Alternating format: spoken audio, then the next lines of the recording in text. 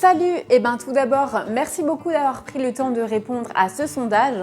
Et comme promis, donc je te dévoile les 22 erreurs de l'entrepreneur débutant. Allez, c'est parti!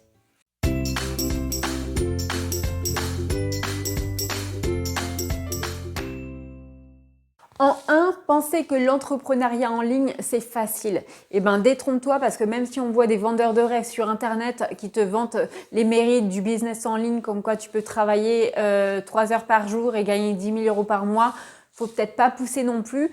À un moment donné, oui, peut-être que tu vas y arriver, mais on en est très loin. Et en fait, ça va être difficile, c'est tout un parcours entrepreneurial et ça va être difficile forcément pour déjà générer ses premiers revenus, mais ensuite sur le plan psychologique parce qu'il y a quand même énormément de stress. Deuxième erreur, parler de ses projets à son entourage. Parce que oui, on est en 2024, pourtant il y a énormément de gens qui sont à des années-lumière de savoir qu'on peut réellement gagner sa vie sur Internet.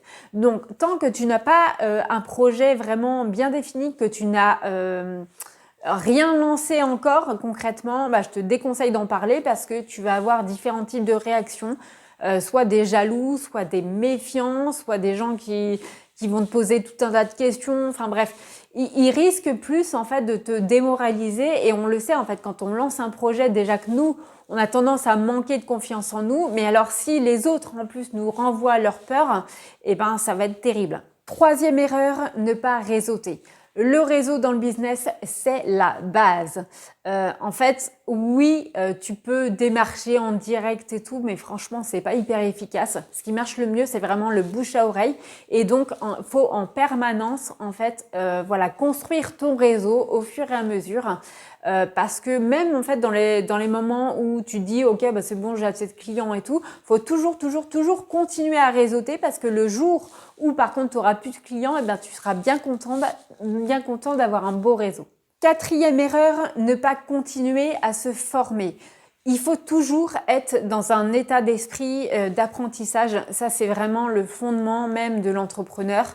Parce que là, même si concrètement tu vas apprendre un métier, c'est pas tu vas apprendre un métier puis point barre tu connais et puis ça s'arrête là. Non, il faut toujours être dans une démarche d'évolution parce que déjà ça sur Internet ça évolue énormément, mais en plus tu as d'autres compétences aussi à apprendre. Je veux dire, tu as la vente, tu as le marketing, bref. Et il n'y a pas que ton cœur de métier. Un entrepreneur, il doit être multifacette. 5. Vouloir être visible partout en même temps. Je t'explique. Souvent, en fait, quand tu as une activité et t'écoutes les conseils à droite à gauche, on va te dire « Oui, mais il faut que tu sois visible sur Facebook parce que c'est la base. Oui, mais Instagram, ça marche bien. Ouais, mais YouTube, c'est pas mal aussi. » Bref, et du coup, t'essayes des trucs et en fait, tu peux pas être partout, la vérité. Moi, je te conseille vraiment dans un premier temps pour commencer, tu choisis, alors c'est bien de tester, mais en gros, tu choisis une plateforme qui te convient, alors qui correspond aussi à ta cible, bien sûr, mais qui te convient toi personnellement, dans laquelle tu prends quand même un minimum de plaisir et tu restes dessus vraiment. Et une fois que tu seras un petit peu rodé là-dessus, ok, tu pourras passer à un autre réseau. Mais n'essaye pas d'être visible partout parce que on peut pas être au four et au moulin, comme on dit. En 6, trop regarder la concurrence. Alors, bon, ça c'est normal de regarder ce que font les autres, d'étudier un petit peu le marché des concurrents, mais attention à ne pas tomber dans le piège du ouais, eux, ils font un truc super, moi franchement, c'est pas terrible ce que je propose. Ça, c'est la meilleure façon de te dénigrer et de douter de toi et de tes capacités. En 7, changer de projet ou de stratégie trop vite. Alors peut-être au début tu te dis ok je vais vendre ça, je vais mettre telle stratégie en place, tu vas essayer et puis au bout de quelques temps tu vas voir que ça fonctionne pas comme tu veux et puis à côté de ça tu as entendu qu'il y avait cette tendance qui marchait trop bien, donc tu dis ok je laisse tomber et je vais essayer ça. Attention, c'est une erreur. Parce que tu sais en fait, il faut de la patience, il faut de la persévérance pour réussir et les résultats ne vont pas arriver comme ça en claquant des doigts. Donc, mets une stratégie en place, prends le temps d'en récolter les fruits et sois patient. 8e erreur, choisir un projet en fonction de la tendance du moment. Ça, attention parce que on se laisse facilement justement séduire par l'idée. On a entendu que tel business était florissant et que ça allait être vraiment, ça allait avoir beaucoup de succès. Donc du coup, toi, tu as envie de te lancer dedans, mais non, parce que est-ce que toi, ça te parle cette activité? Si honnêtement tu le fais juste pour l'argent, ça ne va pas marcher.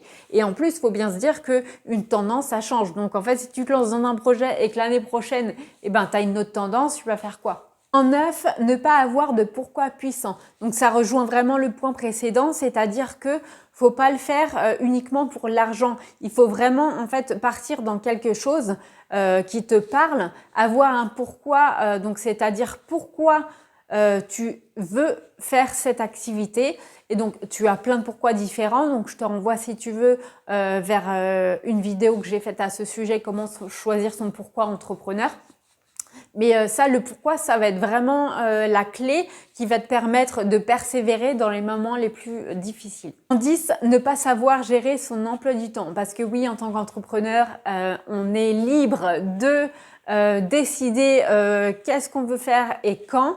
Et donc, si on n'est pas un minimum organisé et rigoureux, on peut rapidement se laisser déborder par la flemme ou la procrastination.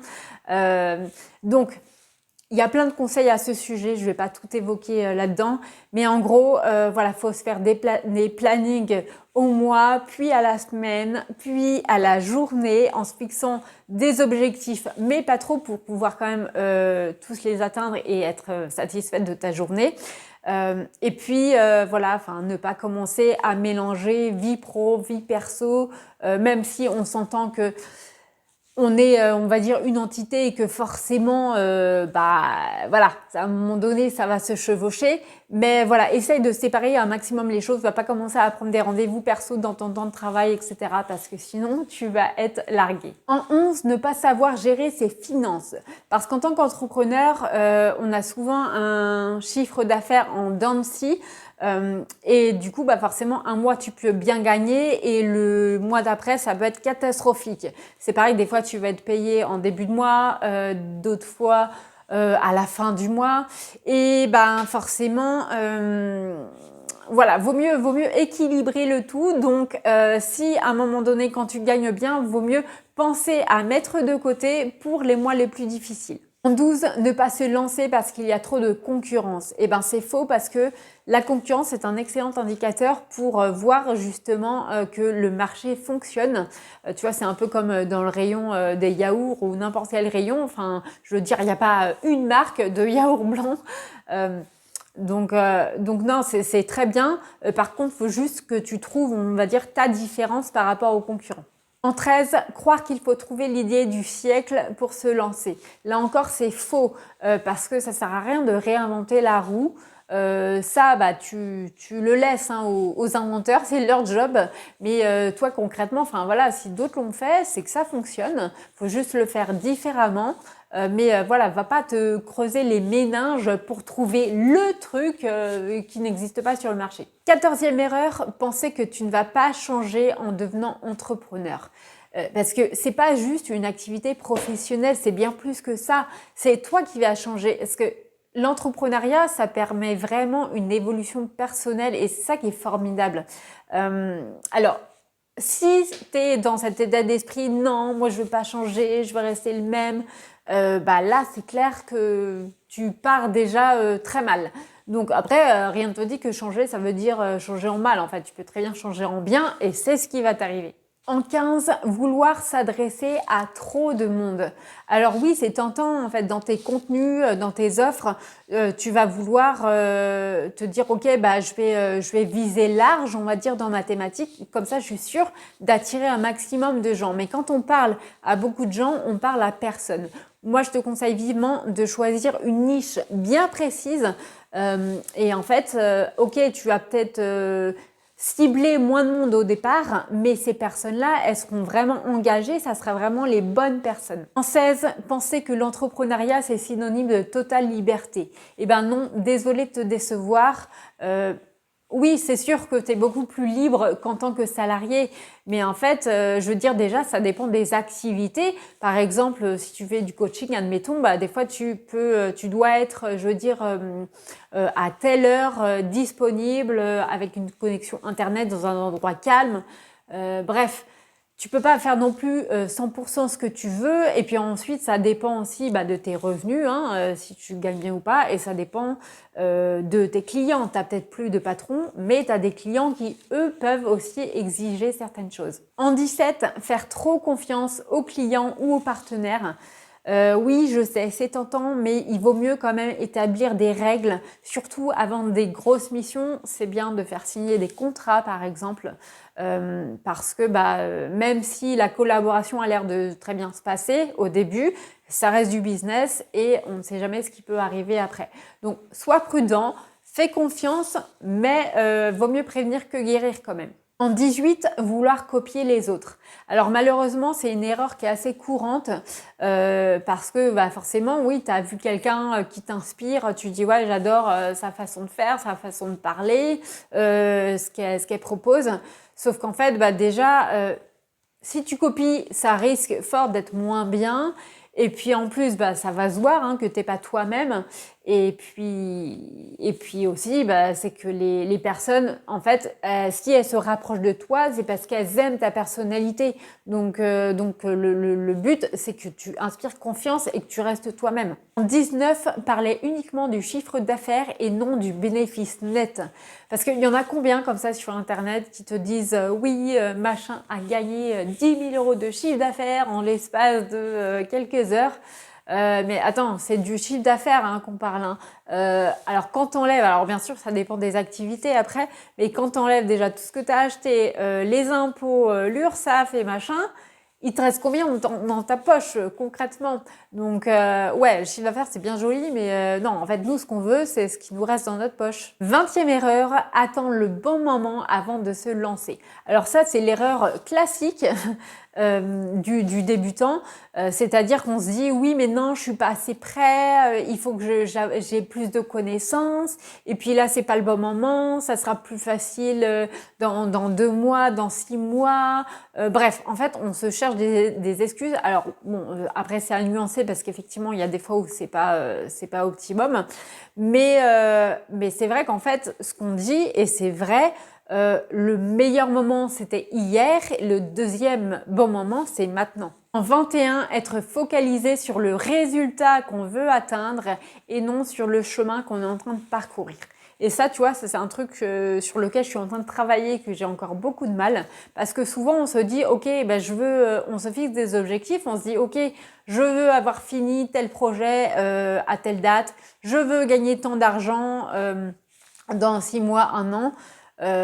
Sauf que du coup, à être obnubilé justement par cet objectif, on en oublie en fait de vivre le moment présent. Or, l'entrepreneuriat, c'est quand même une vie qu'on a choisie et c'est dommage de passer à côté. Je dirais, dans tous les cas, l'entrepreneuriat, c'est pas un sprint, c'est un marathon, je dirais, et même parfois, c'est un parcours de santé. Donc, profite maintenant, vise, ok, n'oublie pas tes objectifs, mais profite aussi de ce que tu es en train de vivre. Et enfin, 22e et dernière erreur de l'entrepreneur débutant, c'est de quitter son travail tout de suite. Alors oui, je sais bien, tu en as marre de ton travail actuel, tu as vraiment envie de te lancer, sauf que faut pas non plus se précipiter. Alors bien sûr, là c'est encore à nuancer parce que tout dépend dans quelle situation tu es, mais déjà vérifie bien que tu puisses avoir des aides si possible. En tout cas, si tu veux tout quitter comme ça, il faut que tu aies des aides derrière. Et ensuite, c'est toujours mieux quand même de commencer le projet en parallèle de ton travail, donc ce qu'on appelle un side project, parce que ça te permettra, je veux dire déjà, de te former, de développer un réseau, ce qui prend énormément de temps. Et t'inquiète pas, si tu veux trouver le temps, tu trouveras le temps. Voilà, j'espère que cette vidéo t'a plu. Bon, c'était un condensé rapide des erreurs qu'on peut faire en tant que débutant, mais je pense que je vais développer, on va dire, séparément tous ces points-là à travers mes vidéos YouTube. D'ailleurs, si tu n'es pas abonné à ma chaîne, tu peux le faire, n'hésite pas. Et puis moi je te dis à très vite pour la suite. Moi je continue mon parcours pour créer ma première formation. Ciao!